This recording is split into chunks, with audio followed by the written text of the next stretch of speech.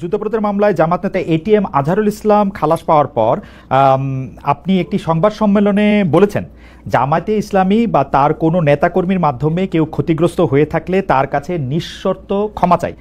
এই ক্ষমা প্রার্থনায় কি ৭১ মুক্তিযুদ্ধের সময়টাও আছে কিনা সেটা সেদিন আপনি স্পষ্ট করেননি, আজকে এটা স্পষ্ট করবেন? মানে আপনি অনেকেই প্রশ্ন করছেন যে জামায়াতের মাননীয় আমির ক্ষমা কিসের জন্য চাইলেন, মানে ৪৭-এর পর থেকে শুরু করে আজকে পর্যন্ত,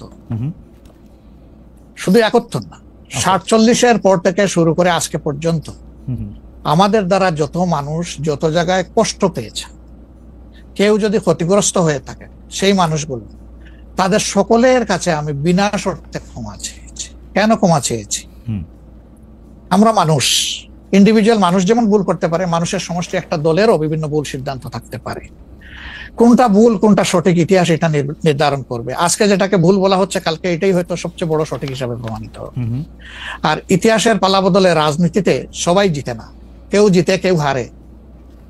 আমরা আদর্শবাদী একটা দল, আমরা বিশ্বাস করি আমরা মানুষ ভুলের ঊর্ধ্বে নই। আমাদের দ্বারা, আমাদের সহকর্মীদের দ্বারা মানুষ বিভিন্ন ক্ষেত্রে কষ্ট পেতে পারে, ক্ষতিগ্রস্ত হতে পারে। আমি সব কিছুর জন্য কোনো শর্ত আরোপ না করেই মাপ চেয়েছি। ওকে, মানে ৪৭ এবং মাপ চাওয়ার মধ্যে কোনো পরাজয় নাই, অবশ্যই নাই। ৪৭ থেকে আজ পর্যন্ত যে কোনো কিছুর জন্য মানুষ আপনাদের কাছ থেকে যদি কোনো ধরনের আঘাত পেয়ে থাকে, তার জন্য আপনি দুঃখ প্রকাশ করেছেন বা ক্ষমা চেয়েছেন। এর ভিতরে সব ঢুকে গেছে, কোনো কিছু বাদ নাই। ওকে, এভরিথিং ইনক্লুডেড। আচ্ছা, এবং এটা আনকন্ডিশনাল, মানে অ্যাপোলজি দিয়ে আনকন্ডিশনাল পার্ডন সিক করেছে। এইটা কি ডক্টর শফিকুর রহমান, আমি আসলে যেহেতু আপনার সঙ্গে আমার মানে নানা সময় কথা বলার সৌভাগ্য হয়েছে, মানে পর্দার বাইরে পর্দার ভিতরে, সেটা আমি জানি বলেই আমি আমার প্রশ্নটা করছি যে আপনি যে ৭১টাকে এই ৪৭ থেকে আজ পর্যন্ত একসাথে বললেন, এর কি কোনো বিশেষ কারণ আছে নাকি? মানে না, কোনো বিশেষ কারণ নাই। আমার মানবিক মূল্যবোধের জায়গা এবং আমার দায়িত্বের জায়গা থেকে বলেছি, অনুভূতির জায়গা থেকে, দায়িত্ব এবং অনুভূতির জায়গা, বিশেষ কোনো কারণ। আচ্ছা, আমি আবার ২-৩ দিনের ঘটনা একটু আসি। আমরা দুইটা ঘটনা আমরা দেখেছি যে আমাদের অনেককে ব্যথিত করেছে। একটা হচ্ছে লালমনিরহাটে একজন যিনি নরসুন্দর, তিনি এবং তার ছেলেকে খুব আয়োজন করে মারধর করা হচ্ছে এবং তাদেরকে টেনে নিয়ে পুলিশের কাছে নিয়ে যাওয়া হয়েছে। এবং আরেকজন যিনি ২০১৮ সালের ডিসেম্বরের রাতের ভোট বলে খ্যাত নির্বাচনের যে প্রধান নির্বাচন কমিশনার, তাকে আসলে খুবই অপমানজনকভাবে মানে থানায় নিয়ে যাওয়া হয়েছে এবং সেটা আবার ভিডিও করা হয়েছে। মানে আমি সাধারণভাবে যেটা বুঝি, আপনি আমাকে শাস্তি দিতে পারেন, আপনি আমাকে মৃত্যু দিতে পারেন, কিন্তু মানুষ হিসাবে আরেকটা মানুষকে অসম্মান করার অধিকার যে আমাদের নাই, এইটা কি মানে মানে নাকি এইটা আমাদের আছে কারণ তারা একটা খারাপ কাজ করেছিল, এরকম কি? মানে আমি জানি না, মানে অনেকে তার আরেকজন, জি আপনি বলেন, আরেকজন খারাপ কাজ করেছেন বলে আমিও করব, এটা কোনো যুক্তি? আমি আরেকজনের খারাপে কষ্ট পেলাম, ক্ষতিগ্রস্ত হলাম, এখন আমি সেম অথবা ওয়ার্স দেন দিস আরো খারাপ কিছু করলাম তার সাথে, সেটা কি কোনো মানবিক আচরণ বলে গণ্য হবে? নিশ্চয়ই না। তবে দেখেন, আমরা এটাকে কখনো সমর্থন করি না, কিন্তু পরিবেশ, প্রেক্ষাপট, স্থান, কাল, পাত্র, মানুষ কোনো জিনিসকে যখন লাইক করে না, তখন প্রকাশ্যে হয় তার প্রতিবাদ করে, না হয় মনে মনে ঘৃণা করে, অথবা সে শক্তি থাকলে প্রতিরোধ করে। এই 3টা স্টেজ থাকে, এটা হাদিসের ভাষা অনুযায়ী।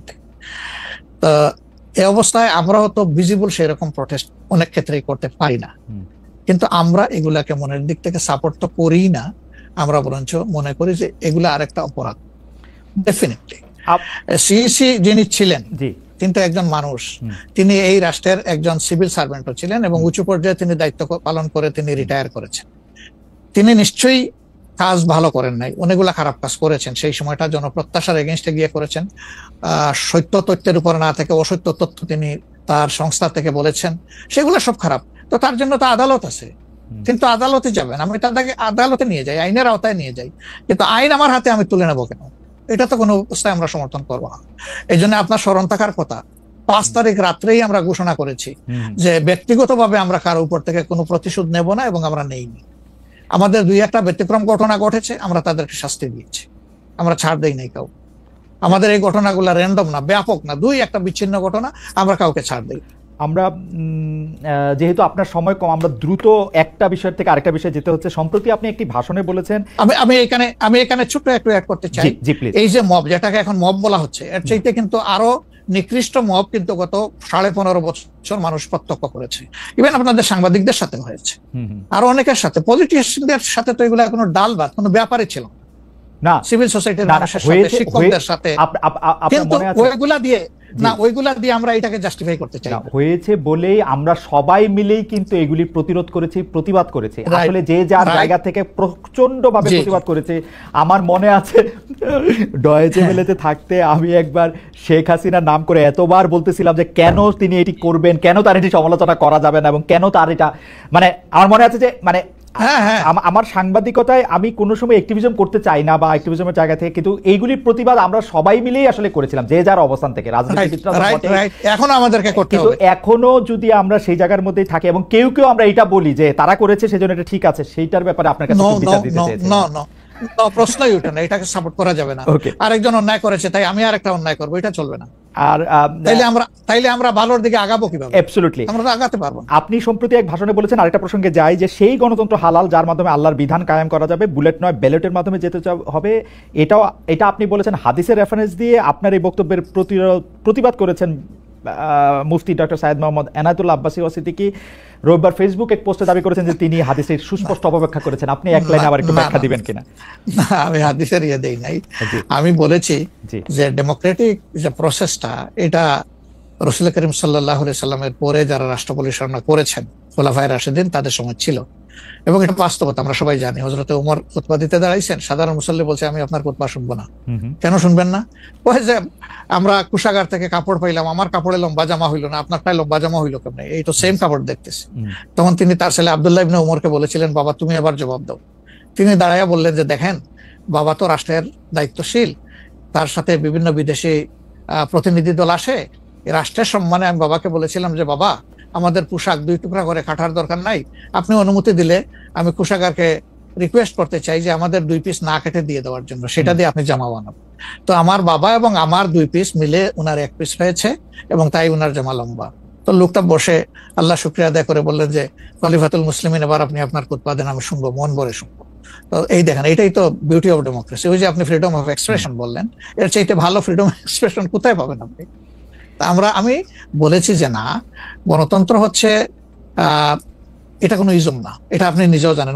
গণতন্ত্র কোনো মতবাদ না, it's a way to establish your ism. আপনি যেটা চয়েস করেন, এটা ক্যাপিটালিজম হইতে পারে, সোশ্যালিজম হইতে পারে, কমিউনিজম হইতে পারে, এরকম যেটাই হোক সেটা আপনি করবেন। কিন্তু এটা একটা ওয়ে, এই বাহনের উপরে আপনি চড়ে যাবেন। সেটা যদি আল্লাহর দিন কায়েমের উদ্দেশ্যে হয় তাহলে অবশ্যই এটা মুসলমানদের জন্য হারাম হওয়ার কথা না। এখন আমার কথার সাথে তো ডিফার করতেই পারেন, উনি একজন লার্নেড মানুষ, আমি তাকে রেসপেক্ট করি, এবং কারো ডিফারেন্সটাকেও আমি রেসপেক্ট করি, কারণ এটা না হলে তো আপনার ফ্রিডম অফ এক্সপ্রেশন থাকবে না, এবং মাল্টিকালচারাল সোসাইটি বিল্ড আপ করা সম্ভব হবে না। আচ্ছা, অ্যাবসলিউটলি ফাইন। আচ্ছা, আপনি শুক্রবার একটা দলীয় কর্মসূচিতে বলছেন যে দিন কায়েমের চেষ্টা বা প্রচেষ্টা ঐচ্ছিক নয়, মুমিনের উপর ফরজ। আরবার আপনাদের দীর্ঘদিনের একটা স্লোগান হচ্ছে এরকম, আল্লাহর আইন চাই। এখন একটি নতুন প্রচারণা, মানে অনেক দলকেই ক্ষমতায় দেখাচ্ছে, মানে জামাত ইসলামের একটা নতুন প্রচারণা এরকম যে অনেক দলকেই ক্ষমতায় দেখা হয়েছে, জামাতকে একটিবার সুযোগ দেওয়া হোক, আপনারা যদি নির্বাচনে জিতে ক্ষমতায় যেতে পারেন তাহলে কি বর্তমান ব্যবস্থা পাল্টে কোরআন সুন্নাহ ভিত্তিক শাসন বা শরিয়া ব্যবস্থা চালু করবেন? আসলে দেখেন, কোরআন সুন্নাহ ভিত্তিক মানে অনুশাসন যেটা, এটার ব্যাপারে সমাজের পারসেপশনের বিভিন্নতা আছে, ভিন্নতা আছে। আমাদের বাংলাদেশের যে সংবিধান আছে, এই সংবিধানের অনেকগুলা আর্টিকেল, অনেকগুলা ধারা উপধারা কোরআনের সেন্সের সাথে পুরোপুরি মিলে যায়, এটার সাথে কোনো ডিফারেন্স নাই। আবার কিছু কিছু ধারা আছে সেখানে কনফ্লিক্ট, কন্ট্রাডিকশন আছে। ওরকম পরিবেশ পরিস্থিতি যখন আসবে, জনগণের প্রত্যাশার আলোকে এটা মানে সবার সাথে ইন্টারেক্টিভ হয়, সবাইকে সাথে নিয়েই ইনশাআল্লাহ ভালো জিনিসগুলোকে আমরা ইনপুট দেবো আল্লাহ চাই। তবে এটাও মনে রাখার বিষয় যে কোরআনী শাসন হঠাৎ করে আল্লাহ তাআলা এস্টাবলিশের হুকুম দেন নাই, it was a gradual process. For example মাদক কিন্তু দুনিয়ার কেউ কিন্তু এটাকে অ্যাপ্রুভাল দেয় না, বাট এটার প্র্যাকটিস সব জায়গায় আছে, এটা বাস্তবতা। তো সেই মদ যখন হারাম ঘোষণা করা হয়, নিষিদ্ধ করা হয়, তখন কিন্তু 3 পর্যায়ে গিয়ে চূড়ান্তভাবে এটা নিষিদ্ধ করা হয়েছিল। তো এটা গ্রাজুয়াল একটা প্রসেস। আপনি একটা ক্রাইম থেকে, দীর্ঘদিনের প্র্যাকটিস থেকে মানুষকে সরাবেন, আল্লাহ তাআলার সেই বিধানকে অনুসরণ করেই আমরা আগাবো ইনশাআল্লাহ।